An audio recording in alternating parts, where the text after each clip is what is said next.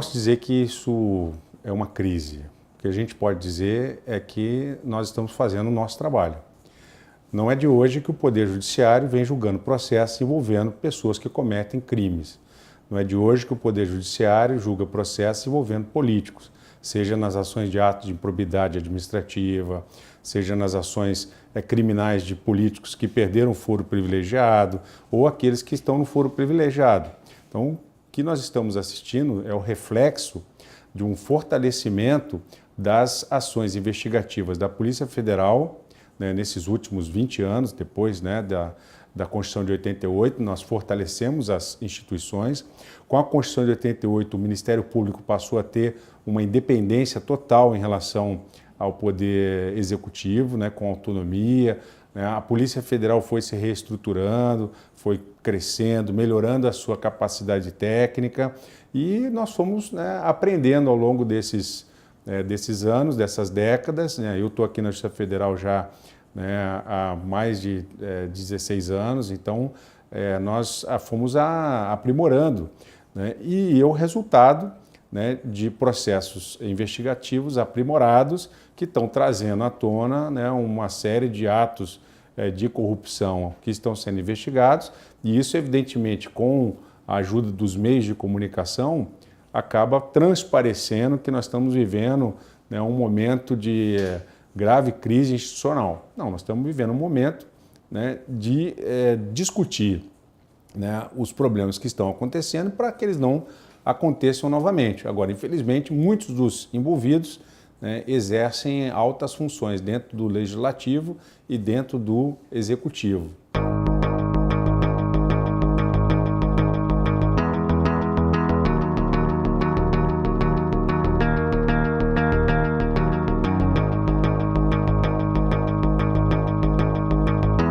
A questão não é judicialização da política. A política ela está normatizada na Constituição. Políticas públicas em saúde, educação, segurança, está na Constituição. E se está na Constituição, está normatizado, né, como uma regra constitucional, e essa regra constitucional vai ser provocada no judiciário, porque nenhum juiz começa a ação. A ação ela começa através das pessoas que vão ao judiciário, por meio dos advogados muitas vezes, ou nos juizados especiais, até os limites permitidos nas legislações dos juizados especiais sem advogado. Então, o judiciário ele é provocado, nenhum juiz começa uma ação da cabeça dele, ele julga um processo que é levado a ele. Né? E o ministro Luiz Fux, muito feliz em falar, quando perguntado sobre a questão da judicialização, ele se expressou exatamente dessa forma, né? Dizendo que nós temos uma regra constitucional muito ampla, né, e que, na medida em que você tem positivado na Constituição um direito, você pode levar isso para o Judiciário. Agora, né, o Judiciário vai ter que dar uma resposta. Né, o Código de Processo Civil exige que todos os juízes sentenciem o processo que foram levados a ele. Não podemos deixar de julgar aquela demanda, aquele litígio, né, que está sendo apresentado.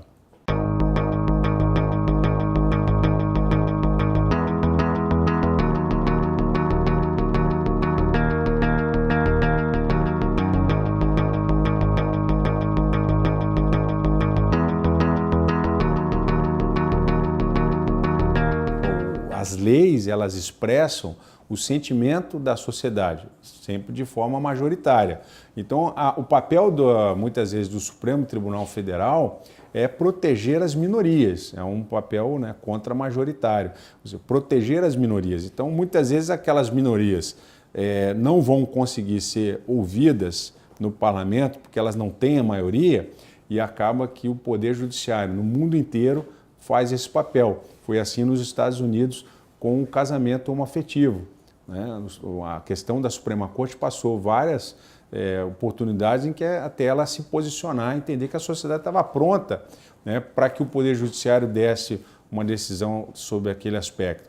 Então, o Poder Judiciário ele acaba sendo realmente um ponto de equilíbrio entre a maioria e a minoria. É bom lembrar que os ministros, eles não são concursados, eles são indicados pelo presidente da República, e ali tem ministros indicados por vários presidentes da República, são sabatinados pelo Senado, né? E ao tomar posse no Supremo, eles procuram ter uma linha de desvinculação com qualquer indicação que tenha sido feita, né? E o papel dos ministros é, dentro de critérios técnicos e não políticos, dar uma decisão sobre uma questão que foi submetida a julgamento. Então, a decisão lá tem os seus fundamentos, há razões pelas quais entenderam que até o 3º mês, né, de gravidez não seria gravidez, né, o 3º mês você não há que se falar em aborto, mas veja, isso são decisões que têm cunho interpretativo, né? Qual é o conceito de família que está na Constituição? A gente pode aqui entrar em várias discussões sobre o que é família, mas o papel decisório final da interpretação do direito é do Supremo Tribunal Federal. Não me parece que caiba ao Poder Legislativo anular, de alguma forma, modificar aquilo que foi decidido pelo Supremo Tribunal Federal. Porque se assim for permitido, nós estamos criando uma instância revisora do papel dos ministros do Supremo Tribunal Federal. Aí sim, eu entendo que nós estamos criando uma norma que não está contida na Constituição. O Supremo Tribunal Federal é a última palavra no que diz respeito à interpretação do arsenal jurídico que a gente tem, desde a Constituição até as leis inferiores à Constituição.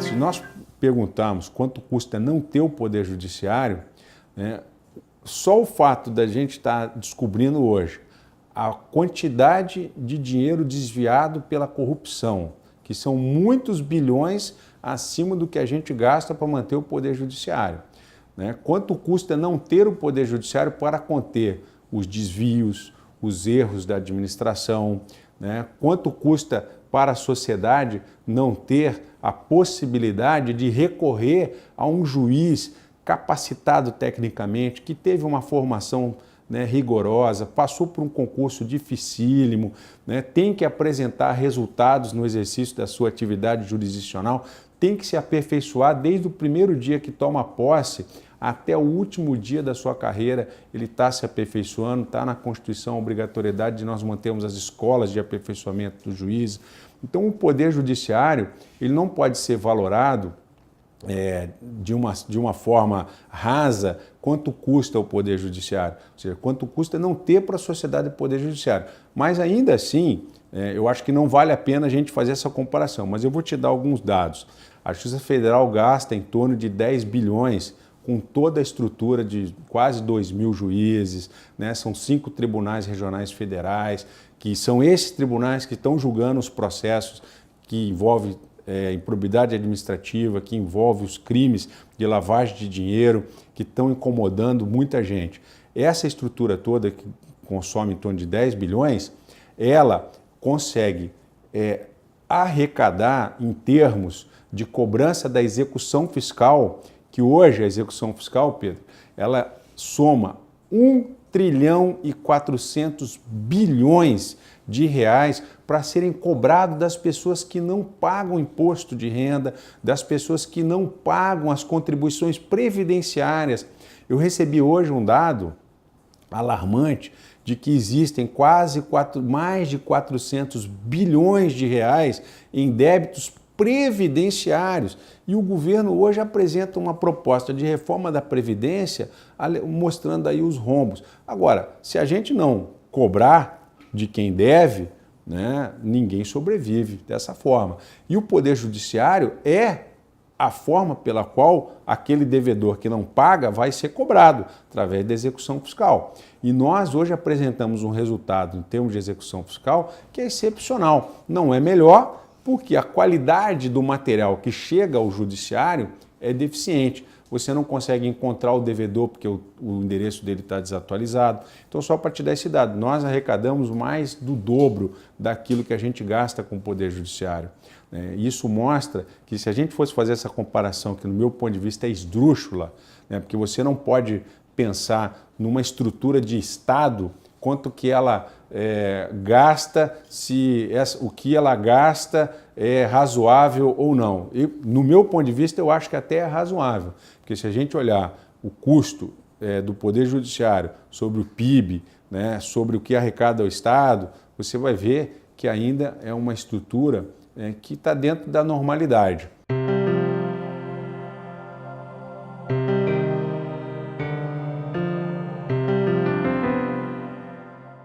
Eu acho que esse pacote anticorrupção ele tem uma finalidade que é combater, de alguma forma, aquelas condutas que hoje estão se apresentando como altamente lesivas à nossa democracia, com desvio de milhões de reais.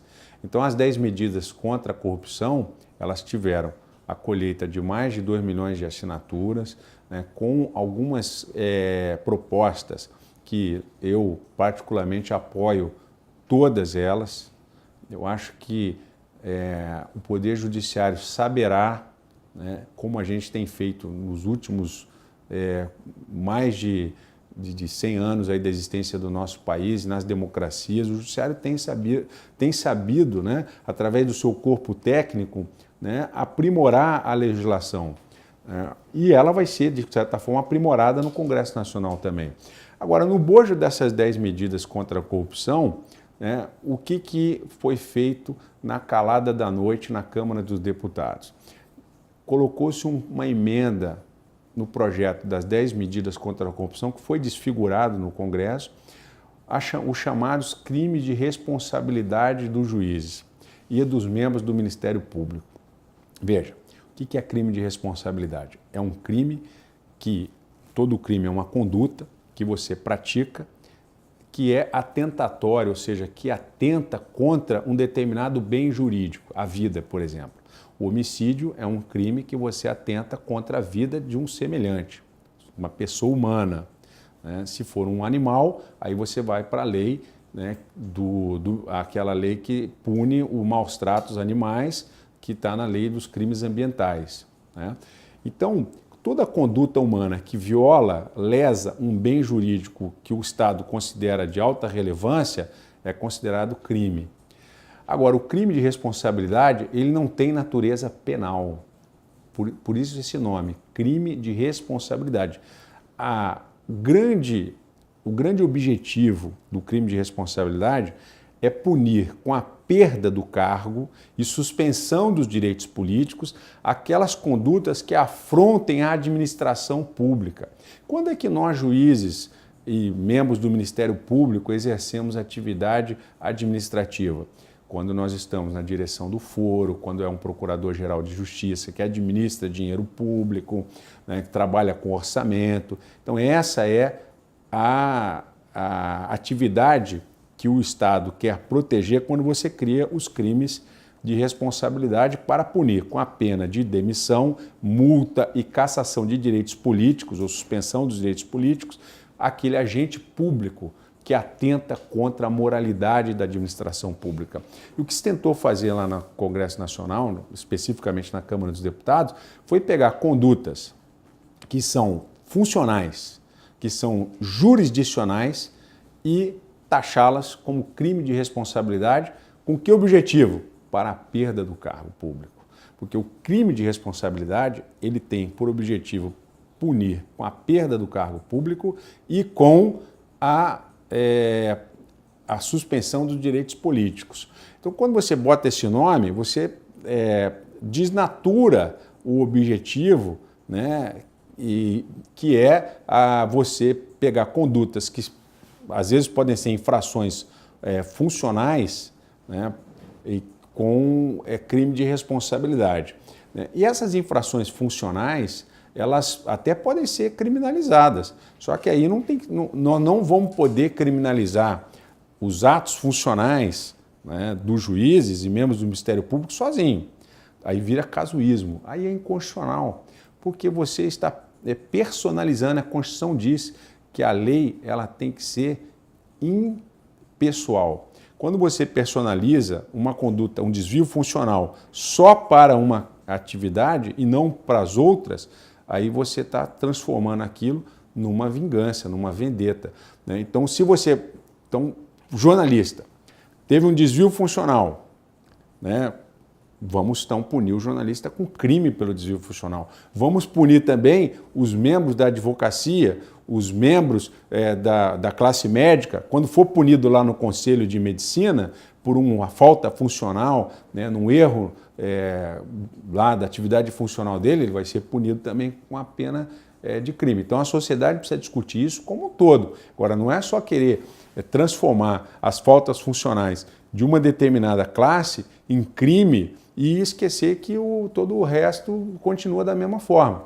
Nós temos um colega que chama-se o juiz federal Alexandre Vidigal, escreveu um texto muito esclarecedor sobre isso, mostrando exatamente que a lei é uma lei de vingança, porque ela objetiva dar com uma mão as 10 medidas desfiguradas contra a corrupção e com a outra mão você traz um arsenal de medidas que podem inibir, né, a conduta dos magistrados e membros do Ministério Público. Você imagina que um promotor de justiça, lá numa comarca do interior, oferece uma ação contra um determinado prefeito e aquela ação foi extinta porque não tinha prova suficiente, tá? O juiz entendeu que não tinha prova suficiente, embora o Ministério Público tenha entendido. Pois é, por esse projeto o Ministério Público pode responder por crime de responsabilidade. Então isso fragiliza. Nós temos que ter, sim, né, a responsabilidade de trabalhar de forma correta, né? Mas é evidente que isso passa por todo um processo legal e o juiz é que vai decidir. Muitas vezes a gente acha que está correto, mas o Poder Judiciário tem uma decisão que mostra que o outro lado está correto, né? Mas isso tem sido bem temperado, ao longo dos anos, né? Então, eu acho que essa legislação que está sendo apresentada, né, pela Câmara dos Deputados, num momento em que nós estamos querendo aumentar, né, a nossa capacidade de punir os desvios de conduta, né, de corrupção, de lavagem de dinheiro, né, você está misturando aí, né, de uma forma bastante perigosa, né, as possibilidades. Então, eu acho que tem que discutir o crime de responsabilidade, crime funcional para todo mundo. Não é esse o nome, teria que ser as condutas funcionais de todo mundo tem que ser discutidas, não só dos membros da magistratura e do Ministério Público.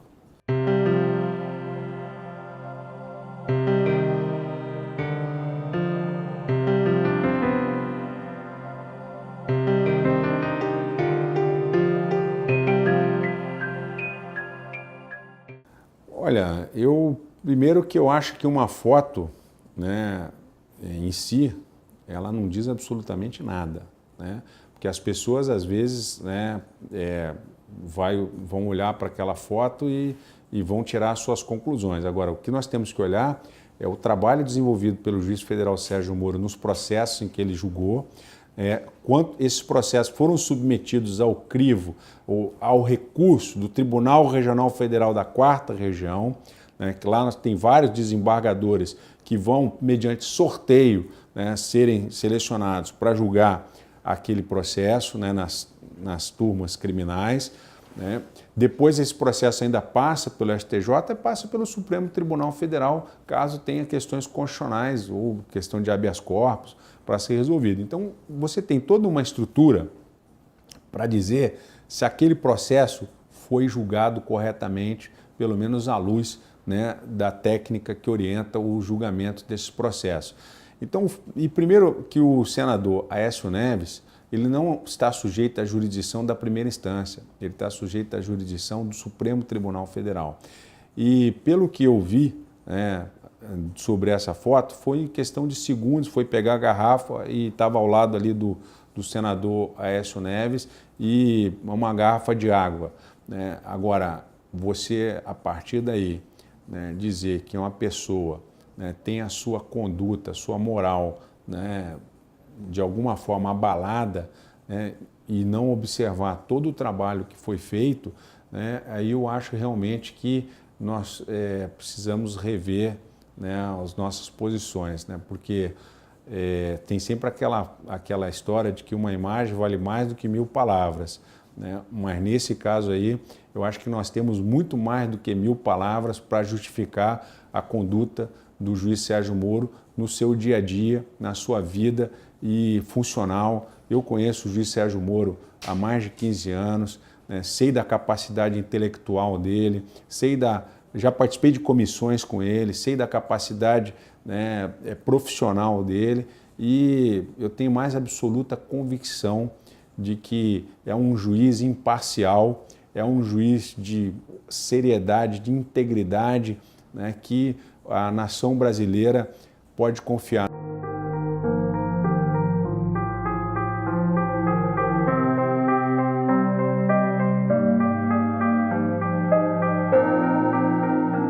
Existe uma série de benefícios, né, que são escalonados para várias pessoas. Aqui na Justiça Federal tem o auxílio creche. O auxílio creche, ele é igual para todo mundo. Todos os servidores recebem o auxílio creche. Existe uma determinação constitucional da garantia da creche para aquelas mães que trabalham, né? E como a gente sabe que existe um déficit de oferta de creches nas escolas públicas, então a Justiça Federal paga aí um valor que eu acho que hoje está em torno de R$800 por filho até os 6 anos de idade. Isso não é só para o juiz, aqui na Justiça Federal, para todos os servidores, desde do auxiliar técnico até o membro do tribunal, tem direito ao auxílio creche, né, que é uma indenização em razão da inexistência de oferta, né, de vaga dentro da própria instituição nossa aqui, né, de creche. Se nós tivéssemos condições aqui, seria maravilhoso para os nossos servidores e para os nossos juízes, a gente tem uma creche aqui dentro, né, onde a pessoa pudesse vir e deixar o seu filho na creche, como existe lá no Tribunal de Justiça. Tinha lá uma forma, não sei se ainda tem hoje, mas existia isso daí. Então são direitos que tem para toda a sociedade, né? Você tem hoje, o poder público oferece, né, para as pessoas de mais baixa renda, oferecem as creches públicas, né? E essas creches são ofertadas aí para a população, né? Aqui na Justiça Federal não tem nenhum tipo de auxílio a partir da creche, até os 6 anos. Quando completa 6 anos a criança também, a partir daí você cancela o auxílio creche. Nós temos uma estrutura política, né, que está deficiente. Então, na medida em que as pessoas passem a cobrar mais dos governantes, né, e tenham um critério, na hora de apertar o botãozinho verde, ela esteja apertando com a consciência. Nós tivemos isso, certamente nós vamos ter políticos, né, muito mais comprometidos, e nós vamos precisar ter essa discussão aqui, porque aqui a gente procura se unir, procura, né, defender os interesses importantes para os nossos servidores e juízes, para que seja atrativo você trabalhar na Justiça Federal. Isso é política de qualquer empresa, e aqui não é diferente em termos de recursos humanos, né? Então acho que é mais ou menos por aí que a gente tem que caminhar.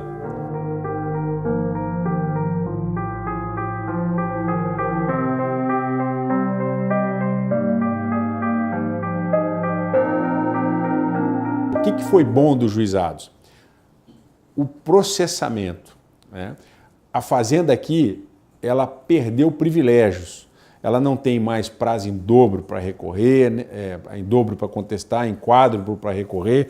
Ou seja, a Fazenda ela tinha para contestar prazo em dobro. Ou seja, ela tinha 60 dias para contestar, né? O prazo em quádruplo para contestar, em dobro para recorrer. Esses prazos acabaram, né? Então o juizado ele trouxe, né, uma demonstração de que a Fazenda não precisa desses privilégios aqui no juizado, né? Criou-se a possibilidade de pagamento com RPV, que são 60 dias, você não precisa mais esperar o precatório, que demora 2, às vezes 4 anos. Então você criou para essa necessidade de benefícios previdenciários uma justiça mais rápida. Então acho que isso foi bom. Agora, Essa estrutura toda que nós temos aqui, ela poderia ficar tranquilamente dentro da estrutura normal do Poder Judiciário com um procedimento mais rápido. Porque hoje você tem processos até 60 salários mínimos que são julgados aqui e acima de 60 salários mínimos que são julgados no TRF junto com a turma criminal. Então, eu acho que isso que foi ruim. Eu acho que essa divisão da matéria previdenciária, ela foi ruim. Nós atiramos no que vimos e acertamos no que não vimos, que foi acertar o processamento mais rápido. Mas nós não precisaríamos de ter um sistema de juizados especiais. Nós precisaríamos ter, sim, né, esse rito mais sério e tal. E ter uma justiça mais até integrada na Justiça Federal. E fortalecer o INSS para que o INSS tenha, sim, uma estrutura administrativa e possa, para eles, até reduzir os impactos das nossas decisões.